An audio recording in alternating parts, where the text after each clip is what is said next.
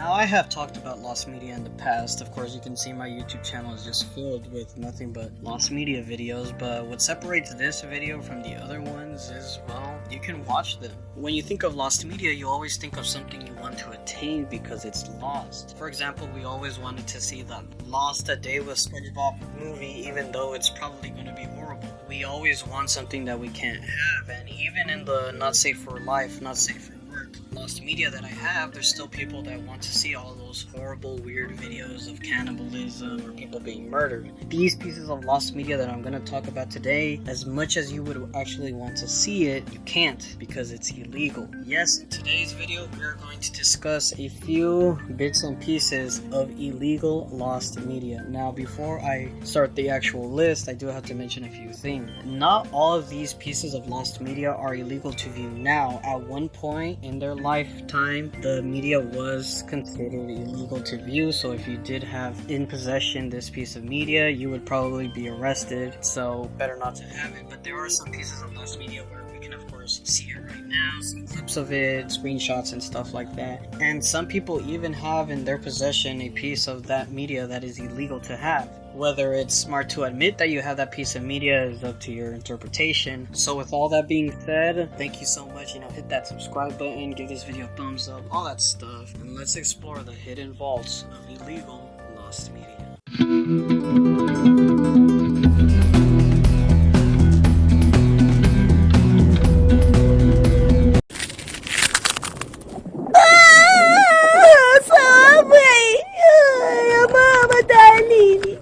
SpongeBob SquarePants is an American animated comedy television series created by marine science educator and animator Steven Hillenburg for Nickelodeon. The show chronicles the adventures of a titular character and his aquatic friends in the fictional underwater city of Bikini Bottom. As the fifth longest running American animated series, its immense popularity has turned it into a media franchise. It is the highest rated Nickelodeon series and the most profitable property for the Paramount Consumer Products, generating over $13 billion in merchandising as of 2019. However, there was a second Arabic dub of the series, produced by the dubbing studio Childhood Voice Institute. This version was released sometime in the 2010s, possibly 2011, on the Shuvov website's Bakra Kids TV section. The dub is notable for the absence of music and the extensive use of nasheeds and sound effects, reflecting the cultural sensitivities of a region in the United Arab Emirates, where music is considered inappropriate by some Muslims. Similar, the approach taken by the Basma channel dubs, this dub was not legally produced and is considered illegal. Evidence suggests it might have been marketed on DVD, indicated by text at the end of the opening sequence stating Volume 3. Currently, only 7 episodes of this dub have been found.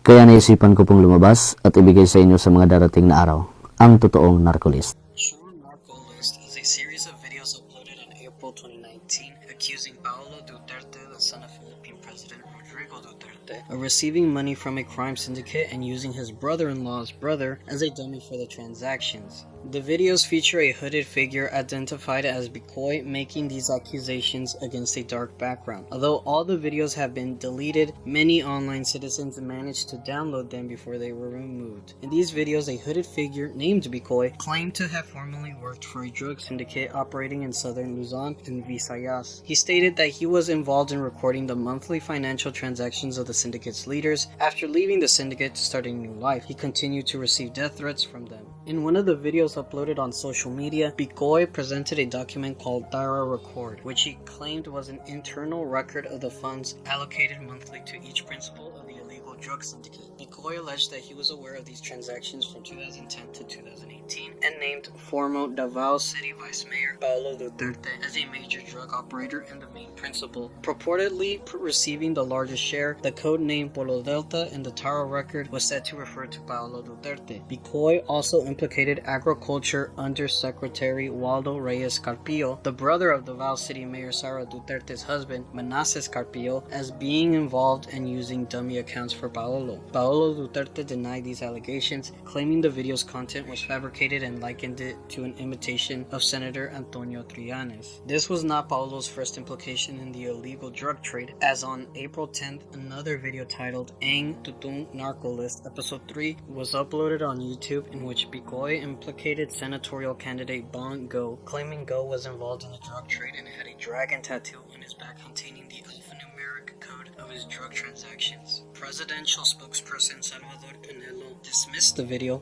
as black propaganda. On April 4th, 2019, President Duterte blamed the opposition party, referring to them as yellows, for creating the video. It was later revealed that all the videos were fabricated. On May 6, 2019, Peter Jomel Advincula, who identified himself as Bicoy, retracted his statements claiming the videos were orchestrated by the Liberal Party and Senator Trillanes. He denied that Bongo had a dragon tattoo on his back. Opposition senators denied any involvement in creating the video, and on May 23, 2019, Advincula surrendered to the campaign and reiterated that the videos were orchestrated by the Liberal Party and Senator Trillanes, revealing he was promised 500,000 pesos for his appearance in the videos. He admitted that the statements in all 5 episodes were scripted. On May 24, 2023, Advincula was found guilty of perjury by the Metropolitan Trial Court. The 5-episode series was uploaded by YouTube username Totoo Narco List between April 2nd and 22 of 2019. However, all videos have since been deleted from YouTube.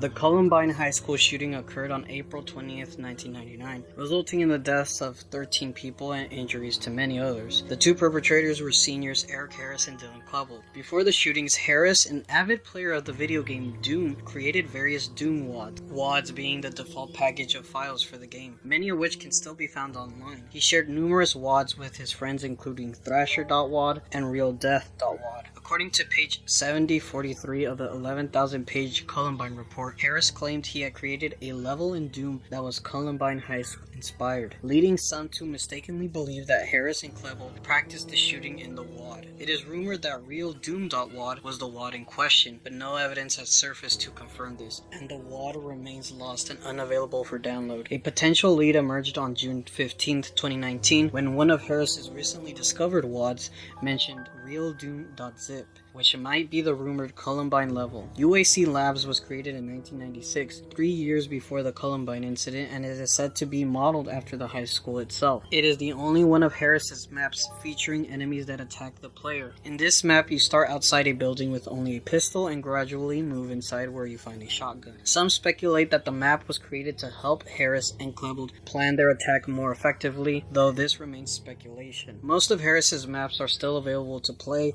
except for the 3 Thrasher, Assault, and Real Doom. The FBI permanently removed these maps from the internet for unknown reasons. The fact that UAC Labs wasn't taken down, while these 3 were, suggests that those might have contained something even more disturbing.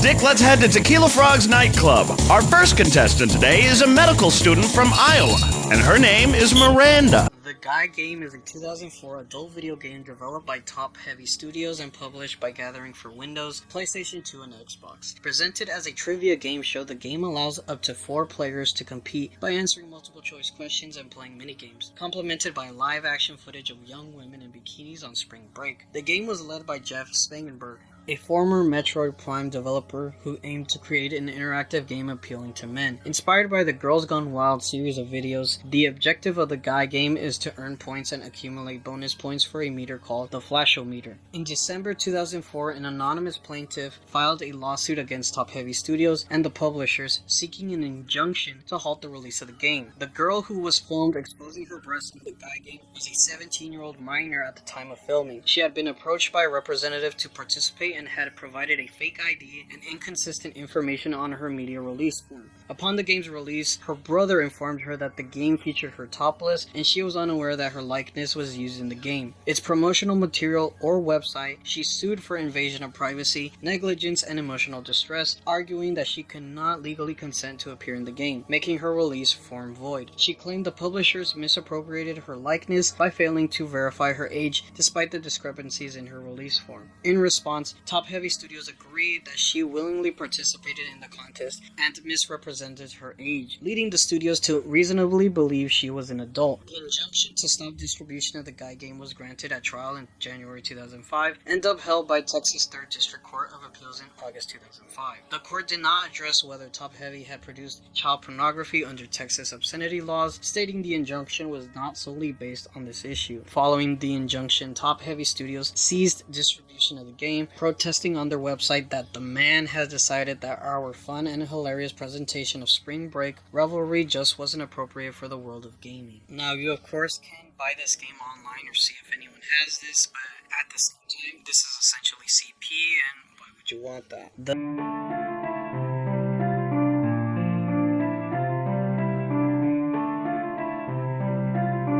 The Sun's Safe, or the Black Museum, is a collection of strange missing media that might not even exist. The Sun is a well-known British newspaper founded in the 1960s that publishes a new edition every day. It is famous for scandals, attention-grabbing headlines, celebrity gossip, and controversial sensationalism. Until 2015, the third page of each edition featured a topless glamour model, reflecting its content. The Sun has also been involved in numerous controversies. For example, in 1985, one headline quoted a vicar saying, "I'd shoot my son if he had AIDS," and another article called AIDS a gay plague. In 2003, they published fictional reports about asylum seekers killing and eating swans. They also claimed singer and comedian Freddie Starr once ate his girlfriend's hamster, and published a piece alleging that 1 in 5 British Muslims had sympathy for ISIS. The paper frequently features both true and false stories about the sex lives of celebrities and public figures. Some believe the Sun has a secret vault of hidden material. This belief originates from a famous court case where Ben Odisser, the ex-deputy editor, described a safe containing over 30 years of withheld information. These revelations came during the aftermath of a phone hacking scandal involving another British newspaper, the News of the World. During this scandal, it was revealed that the News of the World team had illegally hacked into numerous private phones, including those of murdered teenager Millie Dowler, Steve Coogan, Wayne Rooney, Boris Johnson, the British royal family, relatives of dead British soldiers, victims of the London 7/7 bombings, and the mother of Payne, a murdered 7-year-old girl. Amid the fallout, the Sun and its staff were implicated in further controversy. In court, Ben Odser claimed that the safe was a full of 30 years of stories that are confidential, and he described it as content that is eye-popping. He suggested it contained information about celebrities and members of the British Parliament that would significantly boost the Sun's circulation if came to publishing. Despite these claims, the existence of this safe, or Black Museum as some say, remains unconfirmed. Speculation about its content includes secret information about the British royal family, details on child sexual allegations similar to cases involving Jimmy Savile and Rolf Harris, or mundane stories for slow news days. For now, this collection of lost media remains unseen and possibly non-existent. Now, before talking about the last piece of media, I might as well bring this up, and that's the Pseudo Scorpion. Pseudo Scorpion is an alleged lost album created by Zenjin. The album is infamous for reportedly using fragments of child pornography audio, supposedly as a tribute to Peter Scully, the man responsible for Daisy's destruction. Some claim that the album has audio of that film and is accessible in the deep web. Now, I've already talked about it enough in YouTube, and if it turns out to be another one of those plagued moth situations where it turns out to be just a fake story for clicks and views, then my bad, but I might as well talk about it as it is one of the most disturbing things I have heard rumor-wise in the internet. But sadly, this next topic isn't fake.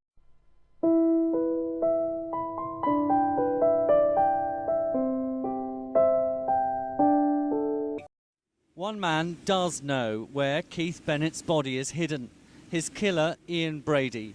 Ian Brady and Myra Henley, dubbed the Moors murderers by the British media, perpetrated one of the most horrifying crimes of the 20th century. In 1964, the couple lured 10-year-old Leslie Ann Downey from a fairground to their home, where she was tortured, sexually assaulted, and murdered. Brady took 9 obscene photographs and a 13-minute audio tape that was recovered by law enforcement. The tape that was played stunned the spectators at the trial. It features the little girl repeatedly begging to be released as she is tied up before the first assault. The tape remains in the custody of the British courts, which have made it clear that they have no intention of releasing it. A transcript, however, was made by a court stenographer, was published in a book about the trial, and after reading it, I am scarred. But between 1963 and 1965, Ian Brady and Myra Henley committed some of the most notorious crimes, with the Leslie Ann Down one not being the only one. Eventually, they were convicted, and Brady became Britain's longest-serving prisoner until his death on May 15th, 2017. Since then, there have been multiple attempts to retrieve a certain piece of lost media known as Brady's briefcase. This is speculated to contain documents that might reveal the location of Keith Bennett's body. Although they were not initially charged with the murders of Pauline Reed and Keith Bennett, later confessions led to renewed searches. Reed's body was found in 1987, but Bennett's remains have never been located. Henley died in 2002, and Brady, diagnosed as a psychopath in 1985, died in 2017. Following Brady's death, there has been significant interest in the contents of his locked briefcase,